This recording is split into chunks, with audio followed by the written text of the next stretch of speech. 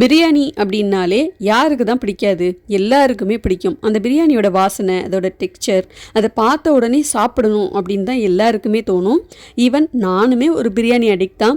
நம்ம என்ன தான் கடையில் வாங்கி சாப்பிட்டாலும் வீட்டில் ஆசையாக பார்த்து பார்த்து பாசத்தோடையும் அன்போடையும் செய்கிறப்போ அது இன்னுமே ரொம்ப டேஸ்ட்டாகவும் இருக்கும். அதே மாதிரி ஒரு சில பேருக்கு பார்த்திங்கன்னா பிரியாணி செய்யும்போது நிறைய இடத்துல சொதப்பலாயிடும். இந்த பிரியாணி செய்யும்போது எனக்கு வந்த மிஸ்டேக்கையும் இதில் ஷேர் பண்ணியிருக்கேன். ஃபஸ்ட்டு பிரியாணி பண்ணுறதுக்கு ஒரு மசாலா அரைச்சிக்கலாம். 2 பிரியாணி இலை, 2 ஏலக்காய், ஒரு சின்ன துண்டு பட்டை, 2 கிராம்பு, 4 வரமிளகா, 1.5 ஸ்பூன் தனியா, ஒரு சின்ன ஜாதிபத்திரி, 1/2 ஸ்பூன் பெருஞ்சீரகம், 1/4 ஸ்பூன் மிளகு, 1/4 ஸ்பூன் ஜீரகம். இது எல்லாத்தையும் நல்லா வறுத்துக்கணும். இது பார்த்திங்கன்னா ஒரு தடவை பிரியாணி பண்ணுறதுக்கு இந்த பிரியாணி மசாலா பொடி ரெடி பண்ணிகிட்ருக்கேன். இதே உங்களுக்கு நிறைய அளவுகளில் வேணும், அப்பப்போ இந்த பிரியாணி பொடியெல்லாம் என்னால் அரைக்க முடியாது அப்படின்னு நினச்சிங்கன்னா இதே அளவுகள் கொஞ்சம் கூட எடுத்துக்கிட்டு இதே மாதிரி நல்லா வறுத்து ஒரு டப்பாவில் போட்டு பொடி பண்ணி வச்சுக்கோங்க. உங்களுக்கு 6 மாதம் ஆனாலும் கெட்டு போகாது. அப்பப்போ நீங்கள் பிரியாணி பண்ணுறப்ப தேவைப்படுற அளவுக்கு எடுத்து யூஸ் பண்ணிக்கலாம்.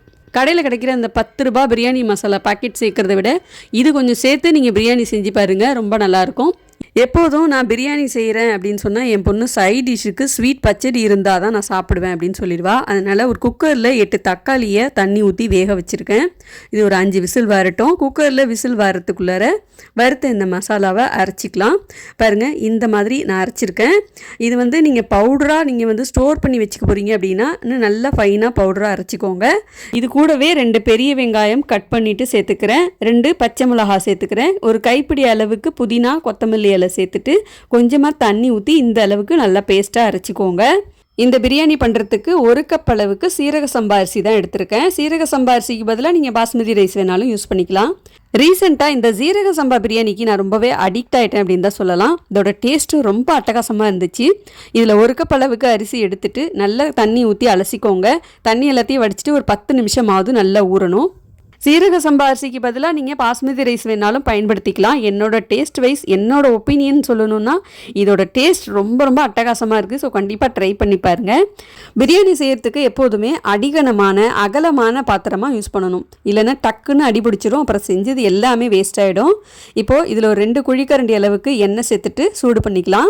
இந்த மாதிரி பிரியாணி செய்கிறதுக்கு நம்ம ஆரம்பிச்சிட்டோம் அப்படின்னா அதுலேருந்து ஒரு 10 நிமிஷம் முன்னாடியே அரிசி நல்லா களைஞ்சி கழுவிட்டு தண்ணியெல்லாம் வடித்து ஊற வச்சு. அப்போ தான் நமக்கு கடைசியாக தண்ணி கொதித்து அரிசி சேர்க்கும் போது அந்த பக்குவம் வரத்துக்கு கரெக்டாக இருக்கும். ஸோ இந்த மெத்தடை கரெக்டாக ஃபாலோ பண்ணுங்கள். எண்ணெய் நல்லா சூடானதுக்கு அப்புறம் பிரியாணி மசாலா பொருள்லாம் சேர்த்துக்கலாம். பிரியாணி இலை, பட்டை, கிராம்பு, ஏலக்காய், கல்பாசி, ஜாதிபத்திரி, 1/4 ஸ்பூன் ஜீரகம், 1/4 ஸ்பூன் பெருஞ்சீரகம், இது எல்லாத்தையும் சேர்த்துக்கோங்க. நல்லா பொரிஞ்சு வந்ததுக்கப்புறம் மெல்லிஸாக கட் பண்ண 3 பெரிய வெங்காயத்தை சேர்த்துக்கணும். வெங்காயத்தை நல்ல மெல்லிஸாக, எந்த அளவுக்கு மெல்லிஸாக கட் பண்ண முடியுமோ அந்த அளவுக்கு மெல்லிஸாக நீளமாக இந்த மாதிரி கட் பண்ணி சேர்த்துக்கோங்க.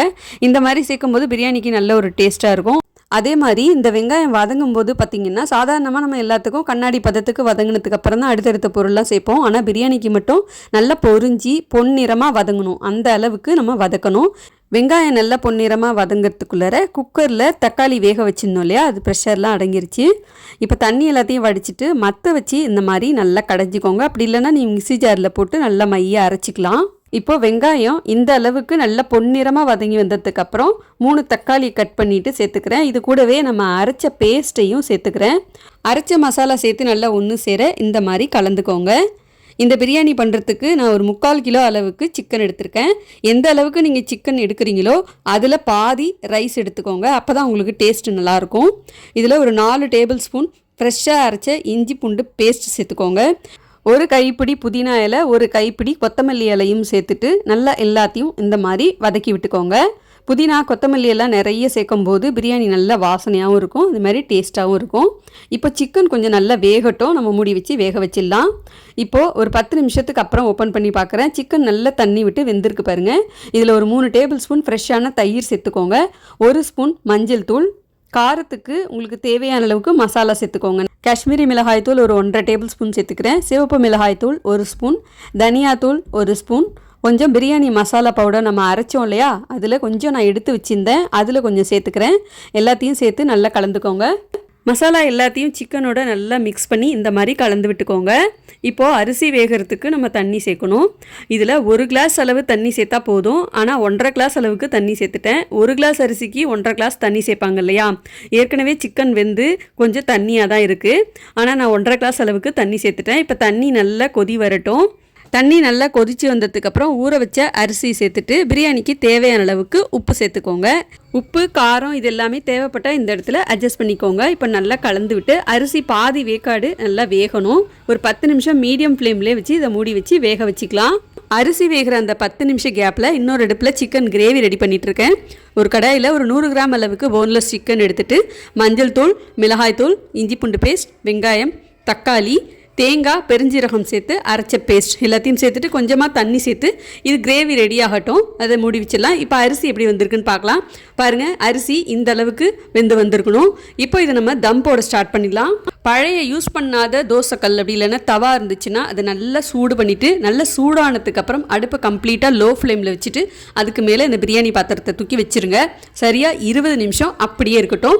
20 நிமிஷத்துக்குள்ளார அடுத்தது நம்ம தக்காளி ஸ்வீட் ஜாம் ரெடி பண்ணிடலாம். இந்த தக்காளி ஸ்வீட் ஜாம் ரெடி பண்ணுறதுக்கு நம்ம ஏற்கனவே தக்காளி நல்லா மசிச்சு வச்சுருந்தோம் இல்லையா? மசிச்ச இந்த தக்காளி பேஸ்ட்டை நல்லா சுண்டி வர்ற அளவுக்கு ஒரு 20 நிமிஷம் லோ ஃப்ளேம்லேயே வச்சு இந்த அளவுக்கு நல்லா கெட்டியானதுக்கப்புறம் சர்க்கரை தேவைப்படுற அளவுக்கு சேர்த்துக்கோங்க. உங்களோட டேஸ்ட்டுக்கு தகுந்த மாதிரி சேர்த்துட்டு நல்லா கலந்துட்டு 2 ஏலக்காயை இடிச்சிட்டு சேர்த்துக்கோங்க. அவ்வளோதான். இது நீங்கள் வந்துட்டு தக்காளி வேக வைக்கும்போது கூட 2 பேரிச்சம்பழமும் சேர்த்து கூட வேக வச்சுக்கலாம், நல்லாயிருக்கும். நல்லா கெட்டியானதுக்கப்புறம் நெய்யில் வறுத்த முந்திரி, திராட்சை எல்லாம் சேர்த்து இறக்கி வச்சிங்கன்னா நல்லா சூப்பரான தக்காளி ஸ்வீட் ஜாம் ரெடி. பிரியாணிக்கு இதை சைட் டிஷ்ஷாக வச்சு சாப்பிட்டு பாருங்கள், ரொம்ப ரொம்ப டேஸ்ட்டாக இருக்கும். இப்போ பிரியாணி எப்படி வந்திருக்குன்னு பார்க்கலாம். பார்த்த உடனே தெரிஞ்சிருச்சு பிரியாணி கொஞ்சம் குழஞ்சி வந்திருக்கு அப்படின்னு. ஸோ இது ரொம்ப போட்டு நம்ம கிளறக்கூடாது. ரொம்ப கிளறுனா அதுக்கப்புறம் பொங்கல் மாதிரி ஆகிடும்.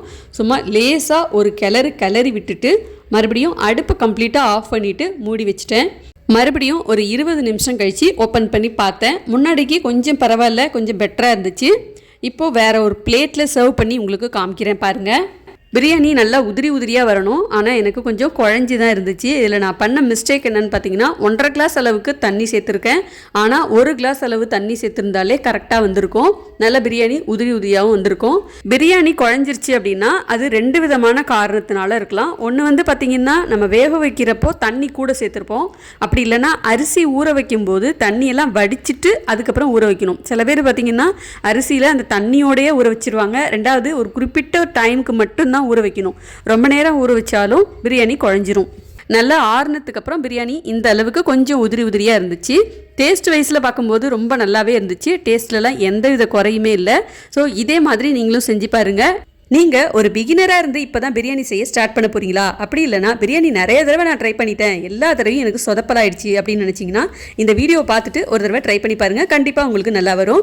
இந்த வீடியோ உங்களுக்கு ரொம்ப பயனுள்ளதாக இருந்துச்சுன்னா மற்றவங்களுக்கும் இதை ஷேர் பண்ண மறந்துடாதீங்க. அப்படியே லைக்கும் பண்ணிவிடுங்க.